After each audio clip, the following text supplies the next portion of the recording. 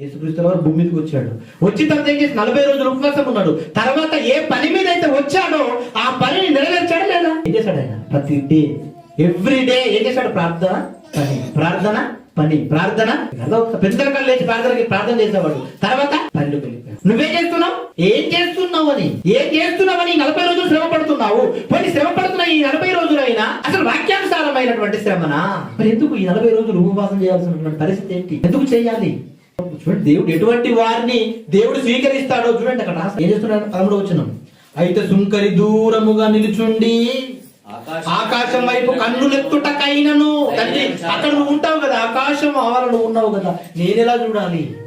ఆకాశం వైపు కన్నులెత్తుటకైనను ధైర్యము చాలక రొమ్ము కొట్టుకొనుచు, దేవా పాపినైన నన్ను కరుణించుము అని పలికేసాడంటే నీతిమంతుడుగా తీర్చాడు.